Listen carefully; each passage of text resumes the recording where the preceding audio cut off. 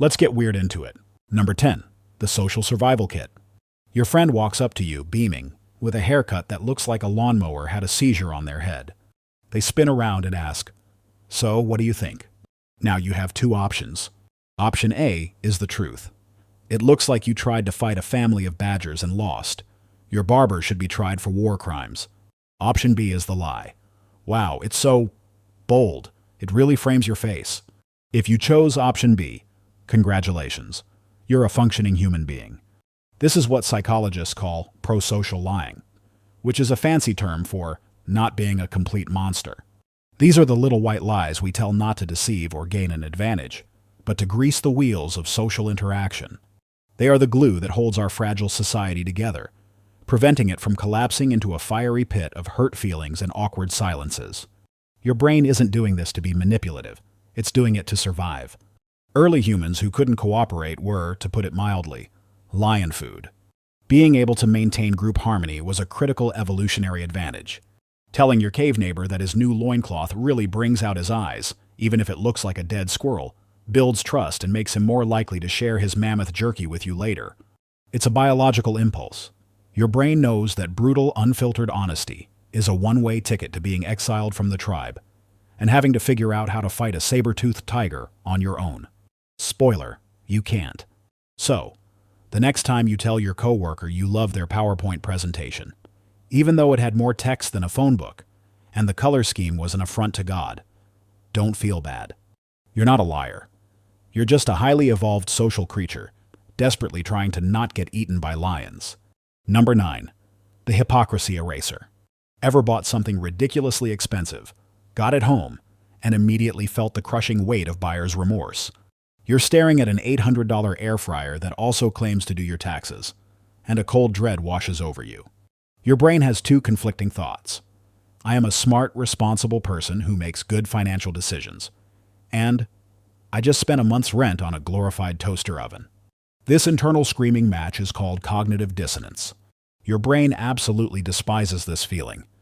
It's like having two different songs playing in your head at full volume. It needs to resolve the conflict and fast. But here's the thing. It can't change the action. You already bought the robo-toaster. The money is gone. So what does it do? It lies. It grabs one of those thoughts, the one about you being a smart person, and starts rewriting it to fit the new narrative. Suddenly, you're not a fool who fell for a marketing gimmick. No, you're a visionary. You're investing in your health. This machine will revolutionize your meal prep. You'll save so much money on takeout. In fact, this air fryer isn't an expense, it's an investment in your future happiness. See what happened? Your brain just performed a mental backflip to justify your dumb decision, turning a moment of financial weakness into an act of profound self-care. It's a self-serving lie designed to protect your ego from the harsh truth that you have the impulse control of a toddler in a candy store. It's the brain's version of putting its fingers in its ears and yelling, "La, la, la, I can't hear you," until the guilt goes away. Number 8. The I'm a great driver delusion. Statistically speaking, most of you listening to this think you're a better-than-average driver. Also, statistically speaking, most of you are wrong. Welcome to the glorious world of positive illusions, your brain's built-in PR department. This is a form of self-deception where your mind systematically inflates your own abilities, qualities, and prospects for the future. You're not just a good driver. You're probably also funnier, smarter, and more attractive than the average person, at least according to the highly biased polling firm located between your ears. This isn't just vanity. It's a psychological defense mechanism. Researchers like Shelley Taylor found that people who have these mild, positive illusions are generally happier, more resilient, and more motivated than people who see themselves with brutal, soul-crushing accuracy. Your brain lies to you about how great you are because it keeps you from curling up in a ball of existential despair every morning. It's what gets you to apply for that job you're not quite qualified for, or ask someone out who seems way out of your league. A little bit of delusion is the fuel for ambition. Think of your brain as your own personal hype man, following you around with a megaphone. "You totally nailed that presentation," it shouts, conveniently ignoring the fact that you called your boss by the wrong name twice. "Everyone here thinks you're charming," it insists, while you're actively hiding in the corner at a party, scrolling through your phone. This constant stream of positive spin is essential for your mental health. It's a wonderful ego-boosting lie, right up until you merge into traffic without looking, blissfully confident in your above-average skills. Number 7. Your personal echo chamber. Your brain is lazy. It's an incredibly powerful supercomputer, but it would much rather be chilling on the couch, binge-watching reruns of thoughts it already knows. This is the foundation of the confirmation bias, the tendency to search for, interpret, and recall information in a way that confirms your pre-existing beliefs. It's not an active lie, but a lie of omission. Your brain shows you a carefully curated highlight reel of reality that makes you look like a genius, and conveniently deletes all the footage that proves you were wrong. Let's say you believe that all pit bulls are vicious, snarling beasts. You'll scroll past 10 articles about pit bulls being used as therapy animals to find the one story about a pit bull that bit a mailman. And once you find it, your brain goes, "Aha! See? I was right all along." It doesn't matter that the evidence to the contrary was overwhelming. Your brain isn't looking for the truth. It's looking for a victory lap. This is why arguing with someone on the internet is like trying to baptize a cat. You can throw all the facts and figures you want at them, but their brain is just going to filter out everything that doesn't fit its cozy, pre-approved narrative. It's an energy-saving tactic. Evaluating new, conflicting information is hard work. It requires mental effort. Sticking with what you already know is easy. It's like only eating at one restaurant for your entire life. Sure, you might be missing out on a world of amazing cuisine, but at least you know you won't be disappointed by the chicken tenders. Your confirmation bias turns your mind into the world's most comfortable echo chamber, where the only voice you hear is your own, telling you how smart you are. Number 6. Sugar pill. Superpowers. Imagine you have a splitting headache. Your friend gives you a pill and says, "This is a brand new, super powerful painkiller. It works in minutes." You take it, and like magic, your headache starts to fade. You feel amazing. Then your friend starts laughing and tells you the pill was just a tic-tac. You've just experienced the placebo effect, the most profound and bizarre lie your brain can tell. It's the act of getting better simply because you believe you're getting a treatment. This isn't just all in your head in a dismissive way. It's very literally all in your head, and your head is running the whole show. When you genuinely believe a treatment will work, your brain can release its own natural painkillers, like endorphins. It can reduce stress, lower blood pressure, and influence your immune system. Your brain, on the sheer power of expectation, can create real, measurable, physiological changes in your body. It is essentially lying to your nervous system, and your nervous system is gullible enough to believe it. The placebo effect is so powerful that it's the gold standard in clinical trials. Any new drug has to prove it works better than a fake pill. And a lot of the time, the fake pill does a surprisingly good job. It's a testament to how deeply intertwined our minds and bodies are. Your belief isn't just some fuzzy abstract thought. It's a potent biochemical event. Your brain is a master con artist, and your body is its favorite mark. It can convince your muscles to relax and your pain receptors to quiet down, all with the persuasive power of a lie wrapped in a sugar coating. Number 5. The movie review scam. Think back to your last vacation. What do you remember? You probably remember the absolute best moment. Maybe that stunning sunset on the beach. And the absolute worst moment. That time you got food poisoning from a sketchy shrimp taco. You also remember the end of the trip, packing your bags to go home. What you probably don't remember is the 5 hours you spent stuck in traffic, the mediocre breakfast on day 3, or the boring Tuesday afternoon you spent reading by the pool. This is the peak end rule, a cognitive shortcut where your brain judges an entire experience based on how you felt at its most intense point, the peak, and at its very end. It doesn't average out the whole experience. It just cherry-picks 2 moments and creates a distorted summary. This is a massive lie of simplification. Your memory isn't a faithful recording of events. It's a highlights reel edited by a lazy and overly dramatic director. This is why you can have a terrible week-long trip. But if the last day is amazing, you'll remember the whole thing fondly. Conversely, a fantastic vacation can be soured if the trip home is a nightmare of canceled flights and lost luggage. The end of the experience retroactively taints the entire memory. It's the reason why we'll sit through a 2-hour mediocre movie. But if the last 5 minutes has a brilliant twist, we'll walk out saying it was a masterpiece. Your brain doesn't care about the boring middle parts. It just wants the drama. It's a shoddy accountant that only looks at the highest peak and the final balance, and then fabricates the rest of the ledger. Number 4. You're a jerk. I'm having a bad day. Someone cuts you off in traffic. Your immediate thought? What a complete and utter moron. That guy is a selfish, inconsiderate jerk who probably kicks puppies for fun.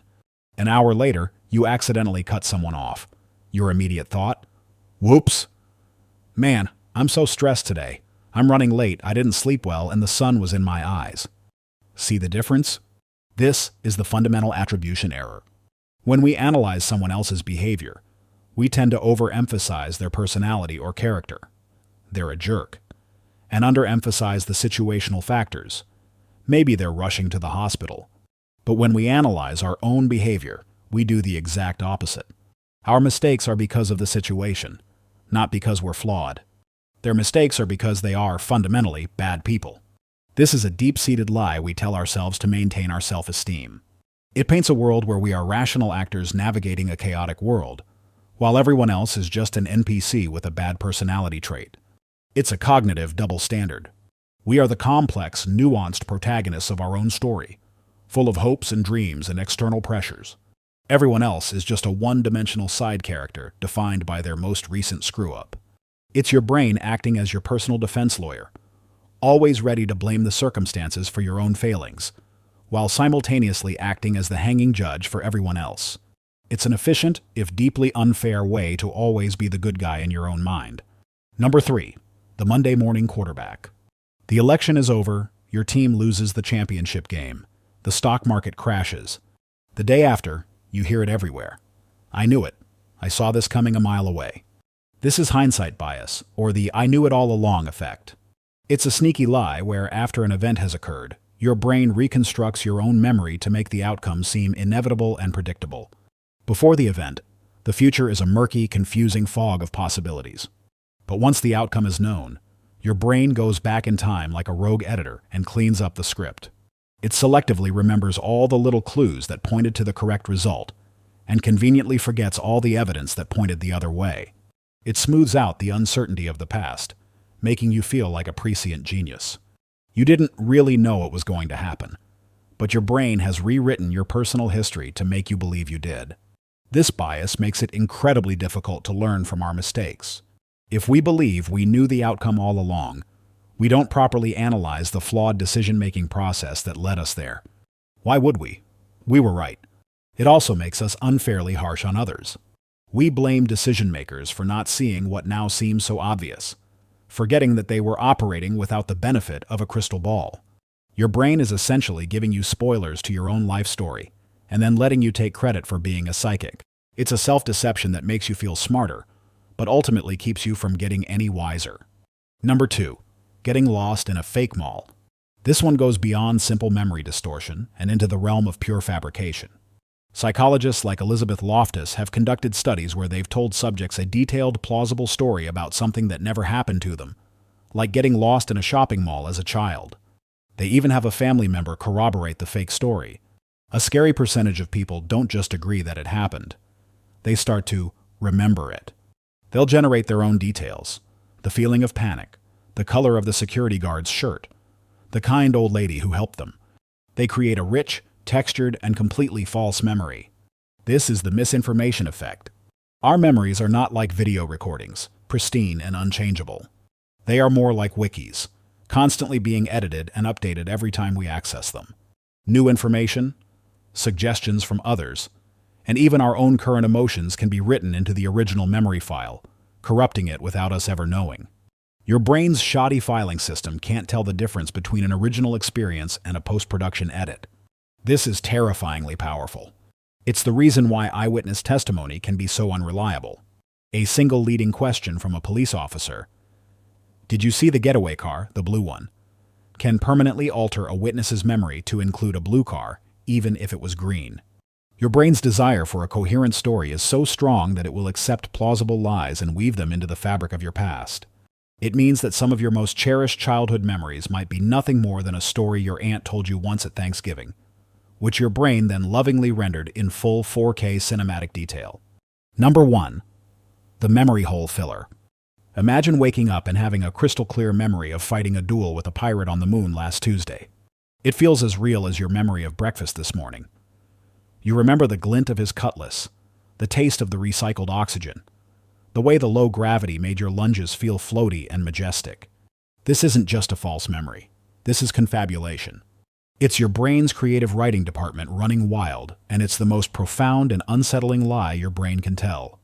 Confabulation is most common in people with certain types of brain damage or neurological disorders, but a milder version can happen to all of us. It's what happens when there is a genuine gap in your memory. Your brain, being the neat freak that it is, abhors a vacuum.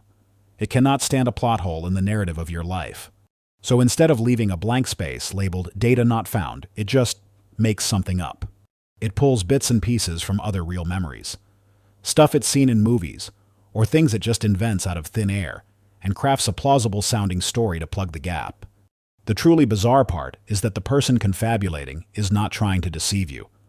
They genuinely believe the fabricated memory is real. Their brain is lying to them. And they are just the messenger. It's an automatic, unconscious process of narrative construction. Your brain is a storyteller, and its primary directive is to make sure the story makes sense. If it has to invent a moon pirate or a trip to Paris that never happened to connect point A to point B, then so be it. The integrity of the narrative is more important than the integrity of the facts. It means your entire life story might just be the world's most elaborate fan fiction, written by a ghostwriter who lives in your skull. That's all for today. I'll be making similar videos in the future. Subscribe to see them.